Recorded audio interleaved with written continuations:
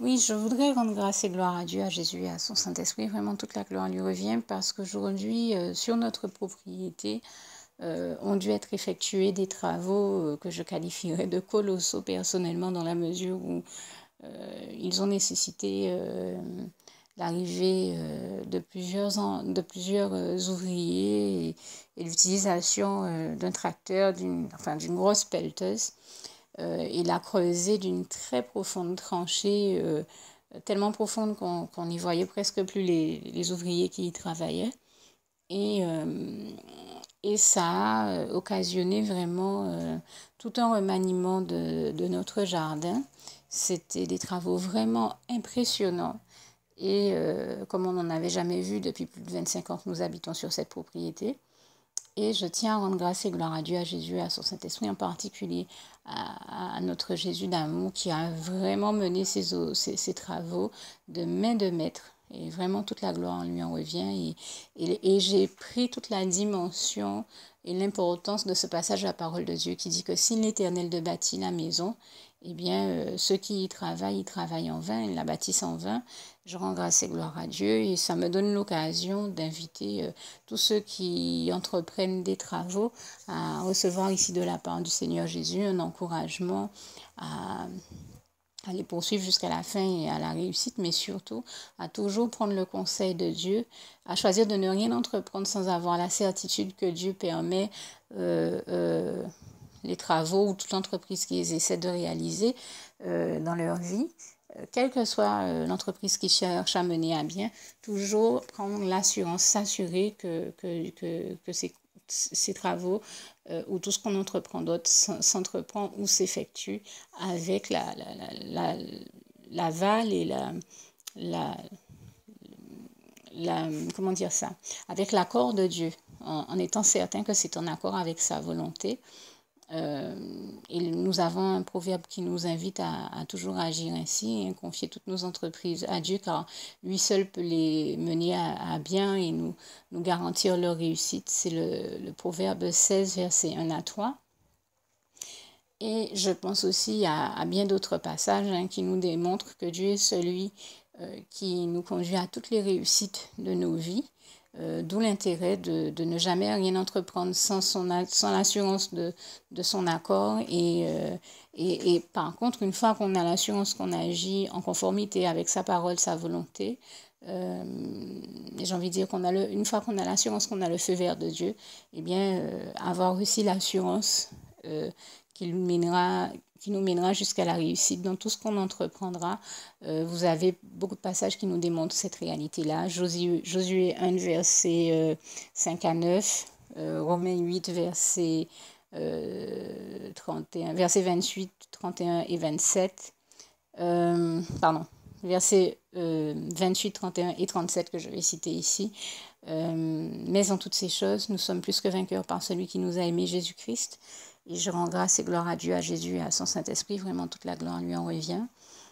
Et donc, parce que, comme je le dis, il est celui qui nous conduit à toutes les réussites dans nos vies. Et dans tout ce que nous entreprenons, il est le seul à pouvoir nous garantir d'y arriver et d'avoir la certitude de la réussite.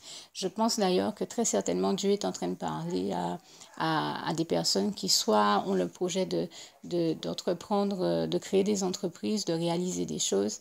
Eh bien, Dieu est ici en train de leur assurer que du moment qu'ils créent ou qu'ils créent des entreprises ou qui sont jeunes porteurs de projets et qui cherchent à mener à bien ou à créer des entreprises, ils réussiront tant qu'ils le font en accord avec la volonté de Dieu et que Dieu les garde et les bénisse tous ici.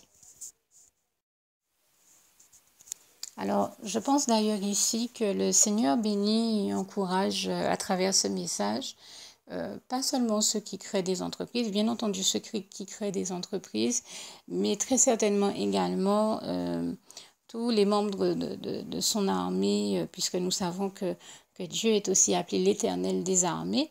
C'est aussi là un autre de ses noms et toute la gloire lui en revient. Et Dieu a une grande armée au sein de laquelle on retrouve de très grands guerriers, de très grandes guerrières de l'Éternel ainsi que tous ces évangélistes, tous ceux qui sont chargés de faire passer ces messages d'amour, de paix, de joie, de lumière, et ainsi que des appels pour Dieu. Et je pense que Dieu est en train de les encourager tous à persévérer dans leur marche par la foi en Jésus-Christ. Et aussi, il m'a mis...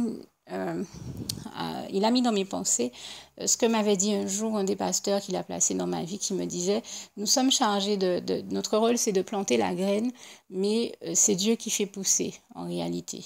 Et en fait, un peu comme une graine qui serait un germe de foi, et bien sûr, nous savons que quand nous faisons l'appel pour Dieu, nous faisons un acte d'amour qui invite en quelque part tous ceux avec qui nous partageons la prière. Et comme je le dis, prier, c'est toujours, à plus forte raison, faire une prière d'appel, c'est toujours poser un acte d'amour pour Dieu, de la part de Dieu, et une démonstration même de l'amour de Dieu pour nous et pour tous ceux avec qui nous prions, comme il est écrit en Jérémie 31, verset 3. Une preuve d'amour de l'Éternel qui est éternel, donc son amour pour nous est éternel, et c'est aussi le plus merveilleux amour qui soit. C'est pour ça que j'invite tous ceux qui le peuvent à le découvrir. Eh bien, je crois profondément que cette graine, ce germe de foi, quand nous le plantons, eh bien, Dieu le fait pousser, Dieu le développe. Et c'est aussi ici l'invitation à prier pour que Dieu développe en tous ceux avec qui nous prions cette foi en Jésus-Christ, ainsi que tous leurs dons et talents, et qu'il les mène à toutes les réussites de leur vie, qu'il a prévues pour leur vie.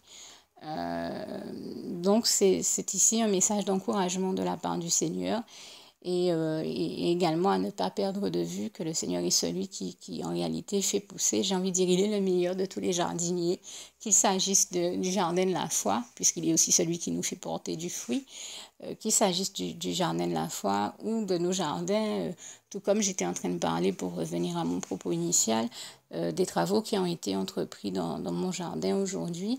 Et quand je dis que le Seigneur Jésus est le meilleur des jardiniers, je sais de quoi je parle, puisque dans mon jardin, j'avais des arbres en état de délabrement vraiment avancé, qui n'avaient plus aucune feuille, pour lesquels on n'avait plus tellement d'espoir. Eh bien, je rends grâce et gloire à Dieu qui m'a donné la force de poser l'acte de foi, d'aller mettre une croix d'huile d'onction sur chacun de ces arbres et de le prier afin qu'il les restaure. Eh bien, je peux vous témoigner ici que ça marche vraiment. Le Seigneur a vraiment refait verdir mon jardin, et tous ces arbres qu'on pensait avec le jardinier à la maison ne même plus voir reverdir. Eh bien, je crois que c'est une preuve de plus que Dieu fait reverdir dans nos vies, dans nos jardins, tout ce qui a besoin de reverdir. Et je lui rends grâce et gloire. Et je pense également à ce passage du psaume 114, du psaume 104, verset 14, que je vous invite à découvrir ou à relire si vous le connaissez déjà, à découvrir si vous ne le connaissez pas encore, mais à redécouvrir si vous le connaissez déjà, et à méditer donc.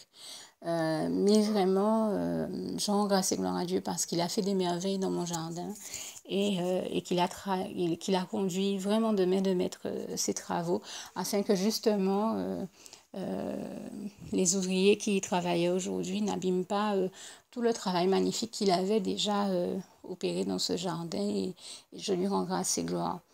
Et l'on remercie encore ici, lui dit vraiment tout mon amour et ma reconnaissance. De plus, j'ai aussi la sensation que le Seigneur est en train de parler très certainement à de futurs parents. Et quand je dis que nous sommes chargés de planter la graine, eh bien certains se reconnaîtront. Et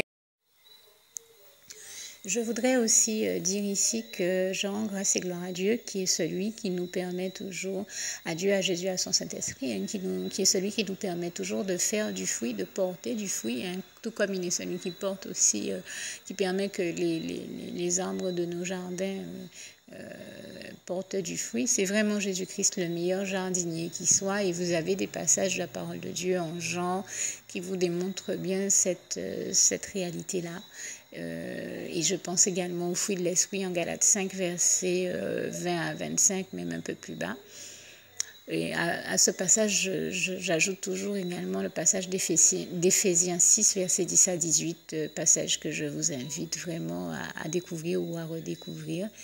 Et je tenais en tout cas à remercier Dieu, à le glorifier pour l'excellent travail qu'il a permis qu'il s'effectue dans mon jardin aujourd'hui, et vraiment rendre grâce et gloire à Jésus que j'ai vu au contrôle de cette situation, que je l'ai vu mener de main de maître. Comme je le dis, c'était vraiment des travaux très impressionnants, et j'ai bien vu qu'il a pris le contrôle, notamment de celui qui conduisait ce tracteur, pour faire que tout se passe au mieux et qu'il n'y ait aucun dégât dans mon jardin. Et je lui rends vraiment, vraiment grâce et gloire pour avoir mené cette opération de main de maître. Vraiment, c'est le cas de dire, et je pèse mes mots, puisque nous savons que Jésus-Christ est le meilleur de tous les maîtres qui soient. C'est pour ça que nous lui demandons d'être notre maître, notamment dans la prière qui va suivre et que je rajoute à ce document et que je vous invite à faire, donc si vous ne l'aviez jamais fait auparavant. Que Dieu vous garde et vous bénisse tous, et je termine avec le souhait de mon cœur pour vous. Philippiens 4, verset 7. Que la paix de Dieu qui surpasse toute intelligence garde vos cœurs et vos pensées en Jésus-Christ. À bientôt. Juste une petite précision pour tous ceux qui ne sont pas encore, qui n'ont pas encore choisi la meilleure des options qui soit, qui est celle d'aller se placer, de faire le choix à soi-même, d'aller se placer dans les bras d'amour de Jésus-Christ, pour se mettre à l'abri de ce monde cruel. Eh bien, je partage avec vous la prière par le biais de laquelle on y accède. Et commence par vous rappeler également ce passage de Jean 14, verset 6, où il est écrit que Jésus-Christ est le chemin, la vérité et la vie. Nul ne vient au Père, Dieu, sans passer par le Fils Jésus-Christ, bien sûr. Je le dis à ma manière, vous regarderez comme il est textuellement écrit dans vos Bibles là encore. Et donc, n'hésitez pas à ouvrir vos cœurs à Dieu, à Jésus, à son Saint-Esprit, à être sincère avec lui et à lui adresser la prière qui suit, à lui dire tout simplement: Éternel mon Dieu, Seigneur Jésus-Christ, moi, un tel, vous dites votre nom et votre prénom, je t'accepte aujourd'hui comme mon sauveur personnel, le seul maître et roi de ma vie. Je remets toute ma vie entre tes mains, puisqu'elle t'appartient, Éternel mon Dieu, puisque tu l'as créée, cette vie. Donc tu en es donc le seul maître et propriétaire comme de tout ce qui existe dans tout l'univers. Je remets donc toute ma vie entre tes mains, je te la donne. Merci, Éternel mon Dieu, aussi de permettre que cette vie que tu m'as donnée continue à être à ta gloire, et que je continue à te servir, à t'appartenir pour l'éternité, d'éternité en éternité. Merci aussi, Seigneur, de faire que je continue donc à te servir et à t'appartenir pour l'éternité, d'éternité en éternité. Et aussi, Seigneur, de m'accorder la grâce de ton pardon et de ta miséricorde pour tous les péchés que j'ai commis tout au long de ma vie, jusqu'à la date d'aujourd'hui incluse. Et c'est au nom puissant du Seigneur Jésus-Christ que j'ai fait cette prière. Et à vous tous qui avez fait cette prière, je vous dis que Dieu vous bénisse abondamment, puissamment, richement, et surtout n'hésitez pas à la partager avec tous vos proches et contacts, amis, membres de vos familles, collègues, bien-aimés, tous ceux que vous aimez, et surtout tous ceux à qui Dieu vous mettra à cœur, avec qui Dieu vous mettra à cœur de la partager. Et comme j'aime à le dire, si vous n'avez pas encore pris le temps de faire cette prière, comprenez bien que voilà, ça ne vous coûte rien de la faire, c'est gratuit, c'est indolore, et que voilà, vous n'êtes pas obligé de me croire, mais moi il m'est arrivé tout comme vous de devoir faire cette prière un jour dans ma vie, et quand on m'a proposé de la faire, je me suis dit, et si c'était vrai, et si c'était vraiment Dieu qui, par ce biais-là, m'appelait à lui et me demandait de lui donner ma vie, de l'accepter, c'était Jésus qui était en train de vraiment me tendre la main et qui était en train de me demander de l'accepter comme mon sauveur personnel, je ne pourrais pas passer à côté de l'occasion de lui dire oui, parce qu'il faut aussi que je reste ouvert ou ouverte à ce que Dieu peut avoir à me dire. Il faut que je garde mon cœur et mon intellect ouverts à ce que Dieu peut avoir à me dire. Donc je me suis dit, je ne peux pas courir le risque de passer à côté de mon éternité, de passer à côté des meilleures choses de la vie, surtout si le maître et créateur de la vie m'appelle et cherche à me sauver. pour être sauvé, il faut bien que je lui dise oui, que je souhaite qu'il me sauve. Oui, Seigneur Jésus-Christ, je t'accepte comme mon sauveur personnel. Et c'est le sens de cette prière. Et comme je dis, elle ne nous coûte rien à faire. Et puis surtout, moi je vous dis, du jour où je l'ai faite, j'ai vu Jésus changer ma vie en mieux sur tous les plans. Et donc je crois que ça ne vous coûtera rien, ça ne vous coûte rien vous non plus de la faire et puis d'expérimenter, de regarder comment les choses vont se dérouler dans votre vie, de regarder Jésus changer votre vie en mieux, à vous aussi. Et d'en faire l'expérience. Et pour en faire l'expérience, il faut commencer par faire cette prière. Donc si vous ne l'avez pas encore dite, réembobinez tout simplement cette vidéo ou ce document si vous préférez, réécoutez-le et dites avec moi la prière que vous m'avez entendu mentionner. Et n'oubliez surtout jamais que tout est possible à celui qui croit en Dieu, en Jésus-Christ et en son Saint-Esprit, comme il est écrit en Marc 9, verset 23, et que tout est possible à Dieu, comme il est écrit en Marc 10, verset 27. Que Dieu vous bénisse donc et à bientôt.